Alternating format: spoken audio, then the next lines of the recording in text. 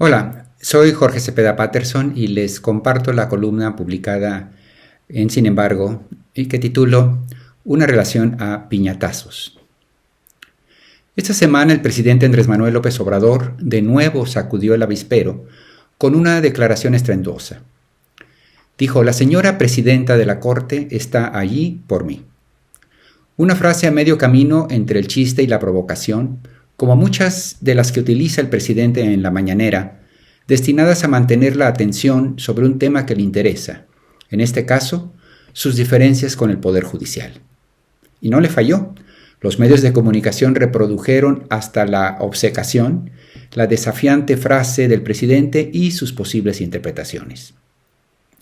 La ministra Norma Piña fue elegida hace 10 días, pero López Obrador se las ingenia para mantener vivo el tema. ¿Con qué propósito?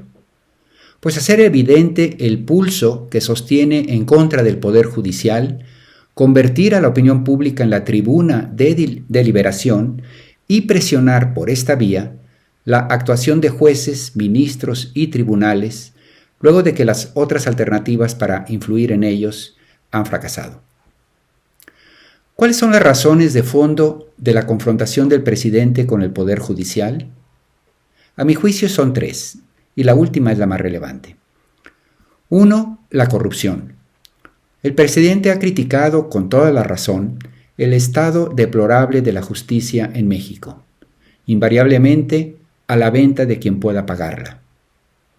Prácticamente toda víctima de un abuso o de un incidente que entraña tribunales y abogados puede atestiguar el triunfo más que probable de quien tenga dinero.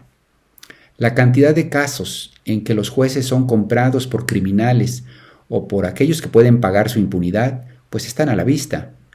El Poder Judicial ha sido remiso para sanearse a sí mismo. El nepotismo que caracteriza a las instituciones del Poder Judicial es endémico.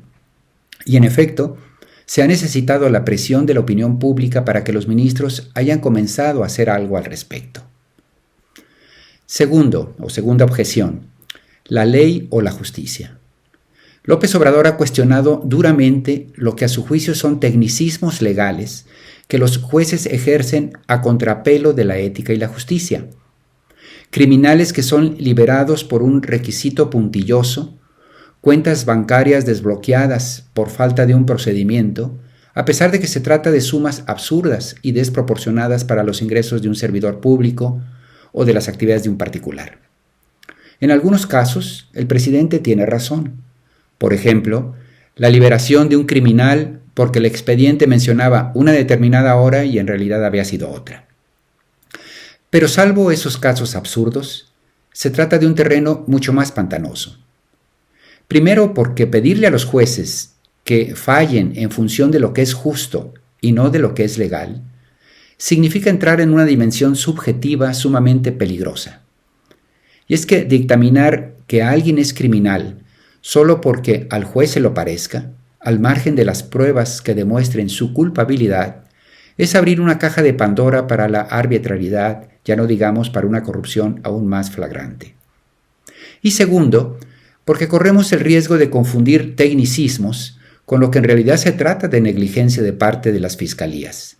En ocasiones, los jueces están obligados a liberar a un criminal aparente, incluso contra su pesar, porque los expedientes se caen de las manos por la incapacidad, indolencia o corrupción de la autoridad por parte acusadora.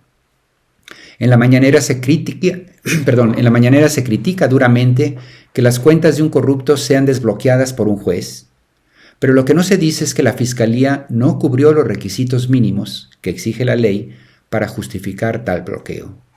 Y francamente, en ese caso, pues sí, muchos preferiríamos optar por que se priorice la defensa del interés ciudadano. Sería absurdo que existiera la posibilidad de congelamientos de cuentas de empresas y particulares, ya no digamos detenciones, por la mera sospecha de un funcionario que no está obligado a presentar razones. Se puede entender la molestia de López Obrador por los casos que se pierden, pero pretender hacer justicia al margen de la ley sería calamitoso. En todo caso, cambiemos leyes y procedimientos para hacerlos mejores. Incluso los obradoristas tendrían que pensar que una vez retirado López Obrador, lo que está proponiendo nos dejaría a todos al arbitrio de los Hertz Manero y sus equivalentes. Y tercera objeción, y como digo, me parece la más relevante, el ataque a la 4T. López Obrador ha denunciado una y otra vez el uso de los recursos legales por parte de sus adversarios para detener los proyectos de reforma y obra pública que intenta su gobierno. Por un lado, las controversias constitucionales para detener las leyes y el entramado institucional a favor del cambio. Y por otro, el uso de los amparos como estrategia política para suspender obras como el aeropuerto de Santa Lucía, el Tren Maya o la refinería de Dos Bocas. Y en efecto así es, reconocido incluso por sus rivales. Lo que los académicos llaman ahora el lawfare, la guerra para atacar a un régimen o a un adversario, ya no por las armas, sino por los tribunales. El presidente ha argumentado que la construcción del Naim en el lago de Texcoco nunca mereció un amparo para impedir el daño ecológico, pese a la afectación del Valle de México y la vida de millones de personas, mientras que al Tren Maya se le ha intentado parar con un bombardeo sistemático y que los temas ambientales, dice él, han sido un mero pretexto.